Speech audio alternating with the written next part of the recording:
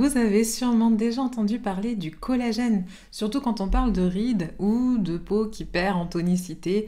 Mais bien sûr, en réalité, le collagène est bien plus que ça. C'est en fait le filigrane de notre corps, on pourrait dire cette structure invisible, mais qui maintient tout en place.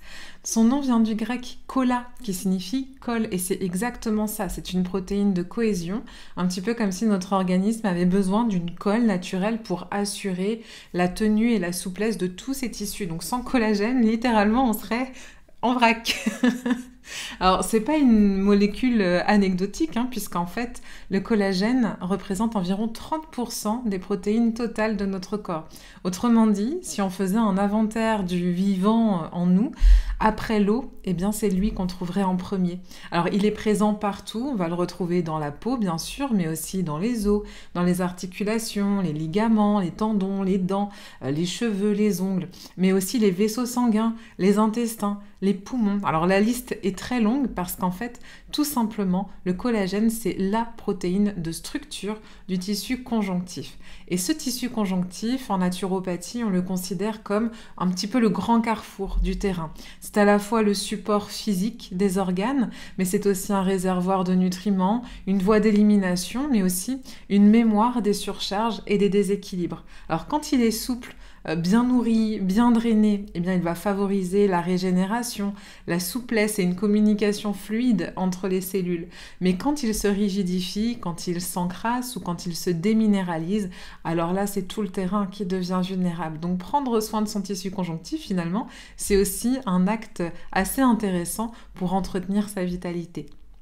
Alors sur le plan moléculaire, le collagène c'est une protéine fibrillaire en triple hélice. C'est un petit peu comme un câble torsadé de fibres et c'est ce qui va lui conférer à la fois sa rigidité et sa souplesse et c'est ce qui lui donne sa résistance à l'étirement qui va être bien utile dans un tendon ou dans un ligament, mais c'est ce qui va lui donner aussi son élasticité qui va être essentielle notamment au niveau de la peau ou encore des poumons qui ont une amplitude bien évidemment très importante et puis aux parois vasculaires également.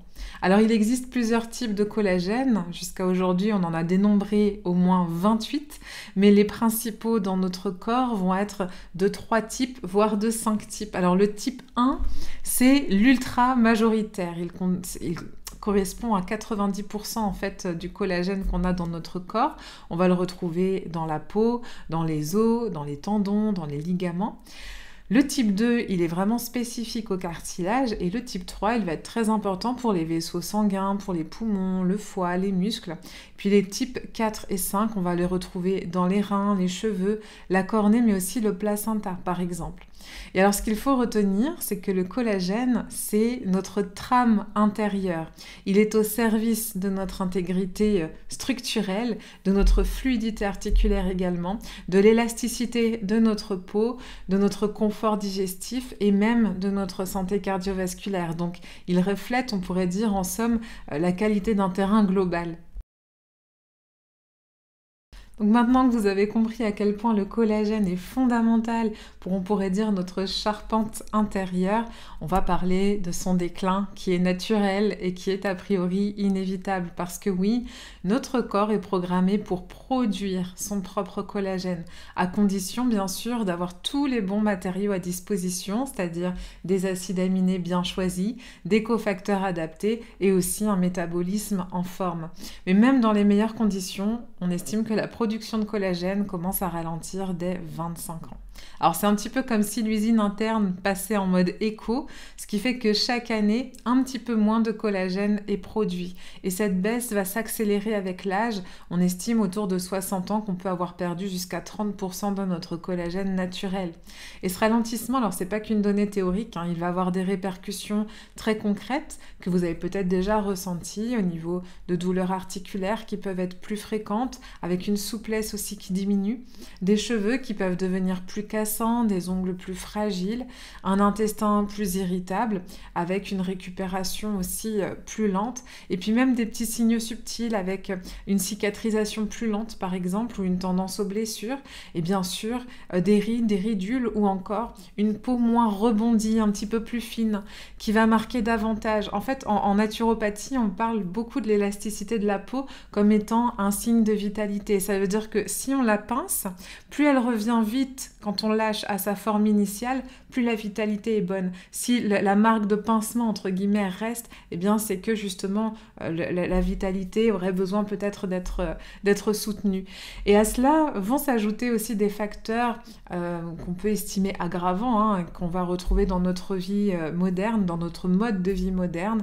C'est ce qu'on appelle en naturopathie des facteurs de dévitalisation ou de surcharge. Donc on va retrouver le stress oxydatif qui est omniprésent maintenant, l'exposition excessive au soleil, notamment aux UV plutôt, le tabac qui est un saboteur extrême de collagène, alors pas que bien évidemment, mais tout de même.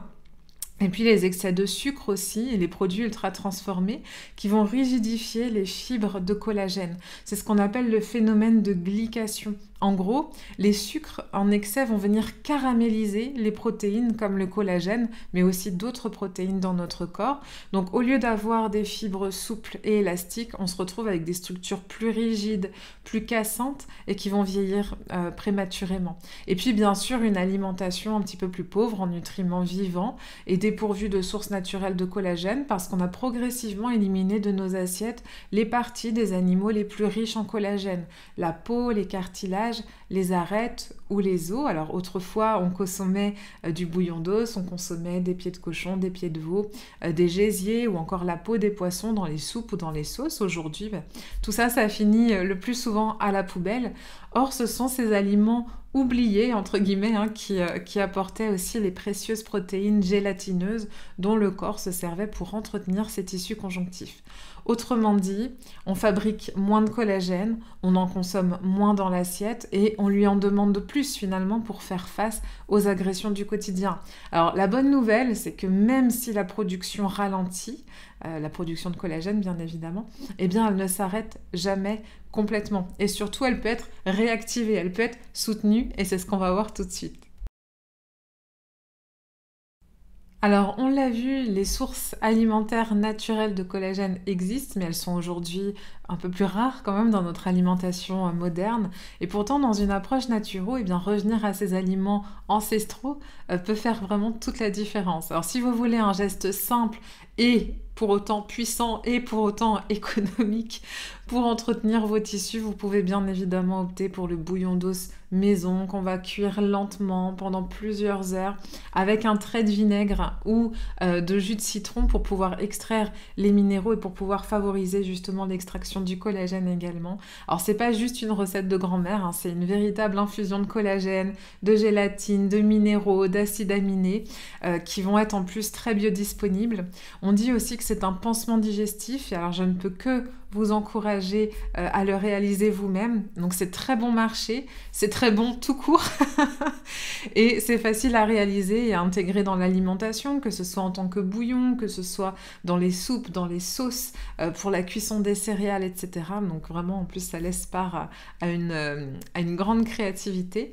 On peut aussi penser aux gésiers, aux arêtes de poisson. Alors par exemple les sardines en bocaux ou en boîte dans lesquelles on va retrouver des sardines, des arêtes, pardon, évidemment, vous pouvez les consommer. Et puis même éventuellement dans certaines andouillettes de qualité. Alors toujours, on choisit bien les produits, bien évidemment, issus d'une bonne qualité animale et qui vont être des trésors pour notre matrice conjonctive.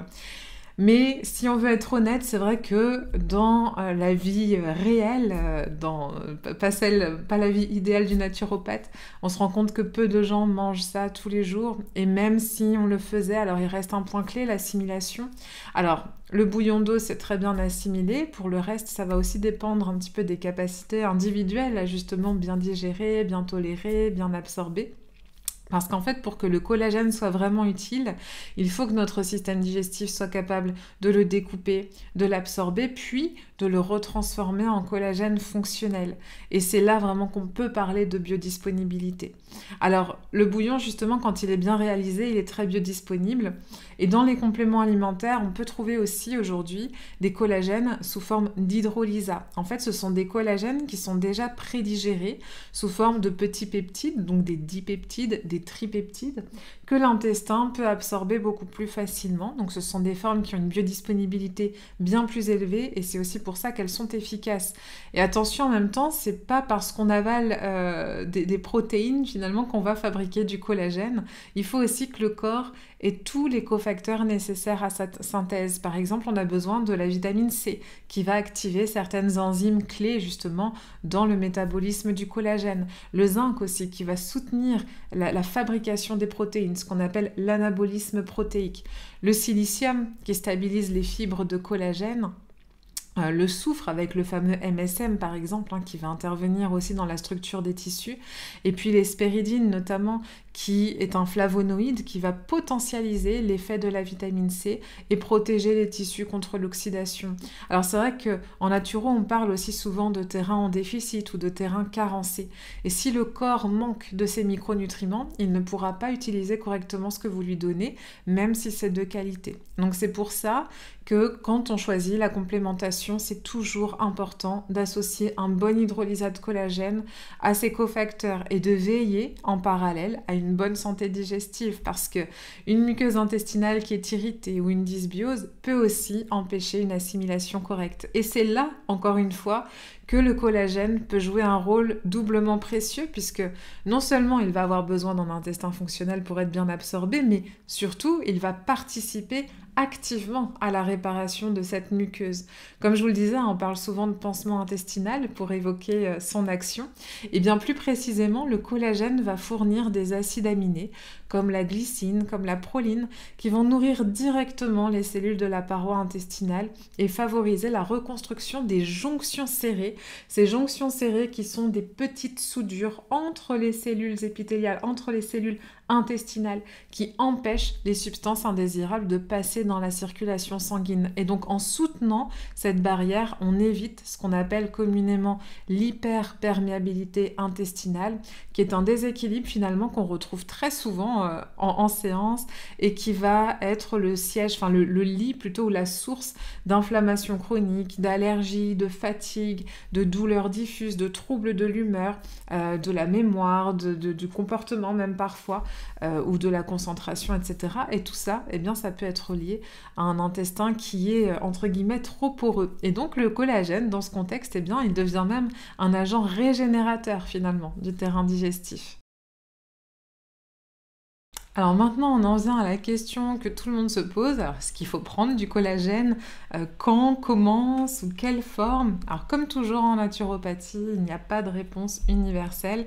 On ne va pas forcément conseiller la même chose à un sportif de haut niveau, à une femme en périménopause ou à une personne en convalescence après une chirurgie par exemple. Et encore, dans chacun de ces groupes, on va avoir aussi des différences interindividuelles bien évidemment.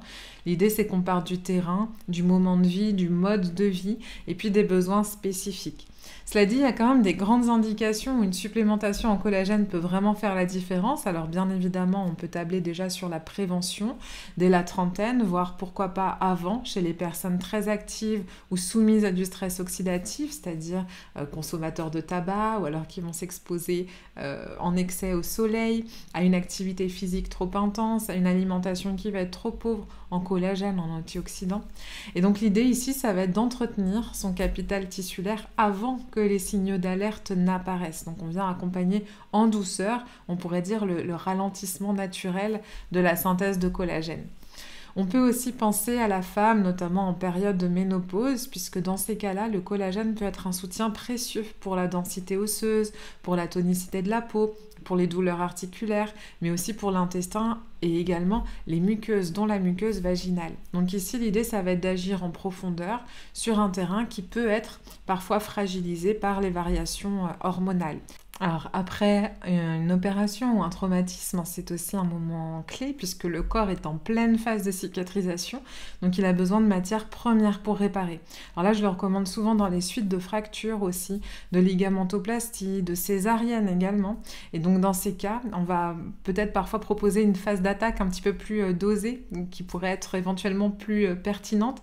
Chez les sportifs également, puisque le collagène va aider à prévenir les blessures, à soutenir les tendons, les ligaments. et à mieux récupérer. Il soutient aussi l'intestin. Alors, chez le sportif, il y a aussi une particularité à ce niveau-là, puisque l'intestin est très souvent mis à rude épreuve par l'effort prolongé.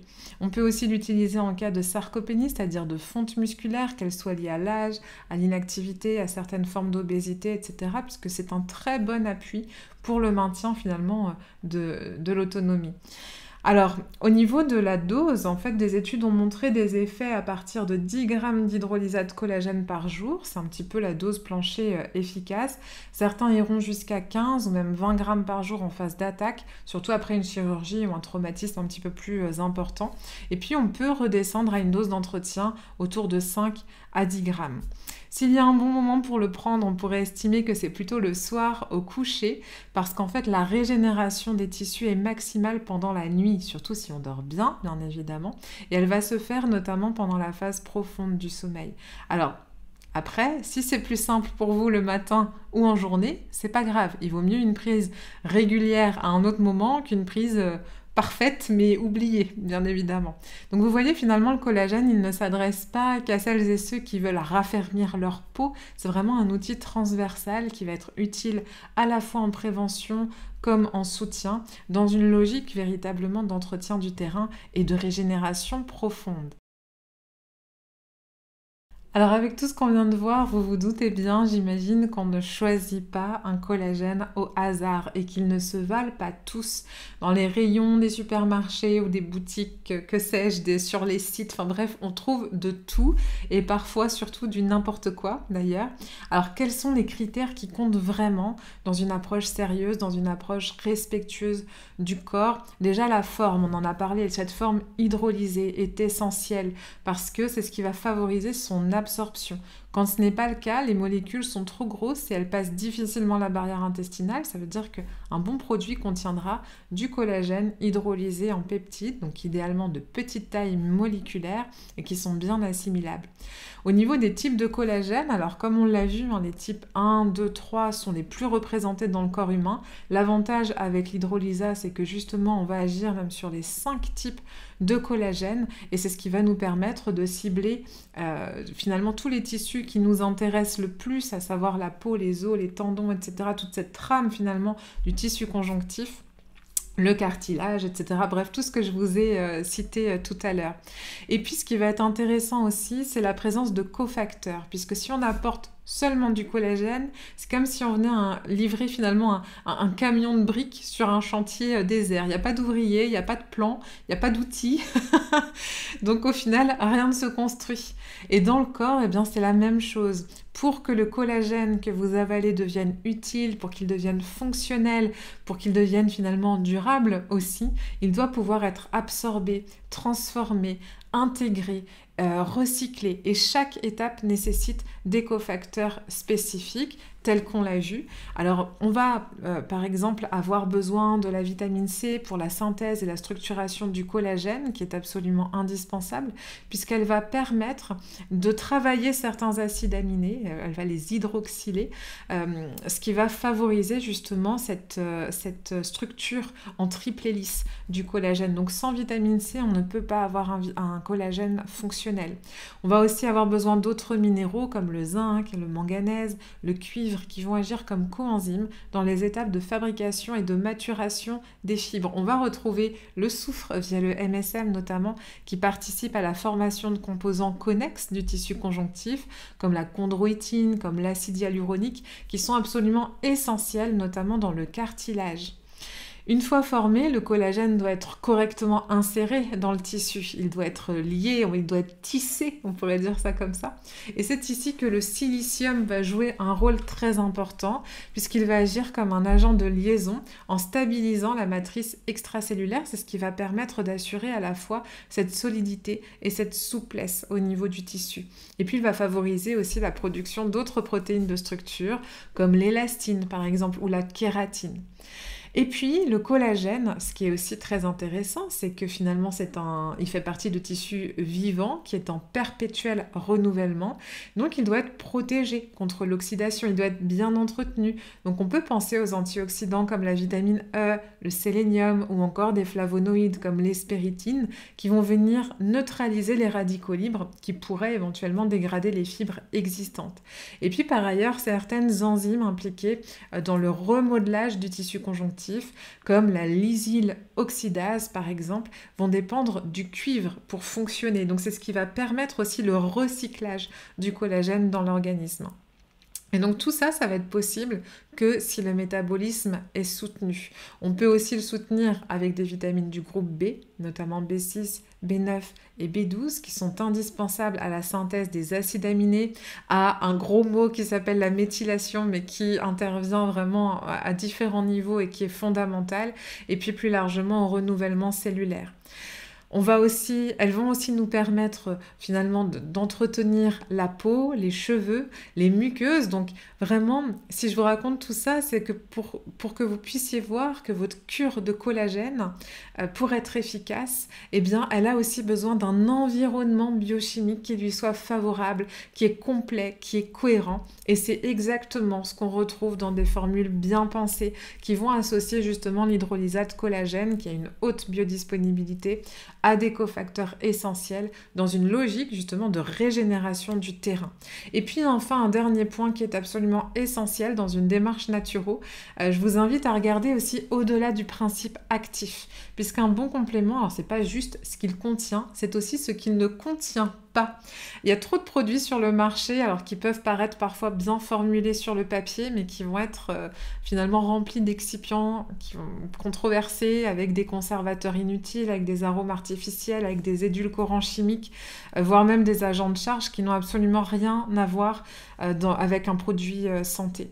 Alors on peut parler de dioxyde de titane, on peut parler de POG, de polysorbate, de maltodextrine, notamment OGM, de diosmectite, etc. Mais aussi parfois de parfums de synthèse, de colorants, d'arômes chimiques qui plaisent peut-être au palais, mais finalement pas à la muqueuse intestinale et pas à l'organisme dans son ensemble. Donc privilégiez toujours des compléments labellisés clean, c'est-à-dire sans additifs inutiles, sans OGM, sans nanoparticules, sans colorants ou arômes de synthèse, et puis avec des ingrédients traçables, souvent issus de filières responsables. Donc vous avez des produits Clean Label qui respectent à la fois la physiologie humaine et l'environnement, et c'est exactement vers ça qu'on devrait tendre, d'autant que si on cherche à régénérer un terrain fragilisé avec une muqueuse intestinale, un tissu conjonctif, une peau et des articulations qui peuvent être inflammées, qui peuvent être très réactifs, eh bien le moindre perturbateur chimique peut saboter l'intention thérapeutique. Donc n'hésitez pas à vous diriger justement vers des produits qui correspondent aussi à cet élan de bonne santé et de prendre soin de soi. Alors voilà, si je devais résumer en une phrase ou presque, eh bien je dirais que le collagène, c'est un petit peu le bâtisseur, le réparateur, le liant qui incarne à merveille cette idée qu'on défend souvent en naturopathie, le terrain qui n'est pas juste une somme d'organes, qui est une trame vivante à entretenir. Aujourd'hui, on sait qu'on peut soutenir ce terrain, alors non pas en le forçant, mais en lui offrant ce dont il a besoin, des protéines bien choisies, des cofacteurs clés, une digestion efficace, un mode de vie respectueux et puis des produits propres qui sont pensés pour le vivant. Alors que vous soyez dans une démarche de prévention, de récupération, de réparation ou simplement dans l'envie de bien vieillir, de vieillir autrement, eh bien souvenez-vous que le collagène c'est un allié de fond. Il peut être discret mais il reste fidèle et on en a besoin.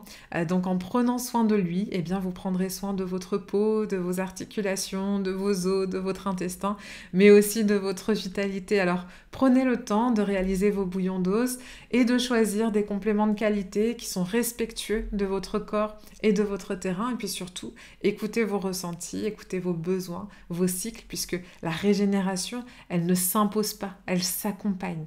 Alors merci à vous d'avoir suivi cette vidéo. Si elle vous a éclairé, eh bien, je vous invite à la partager autour de vous, à laisser un commentaire ou une question, et puis surtout, continuez à prendre soin de vous.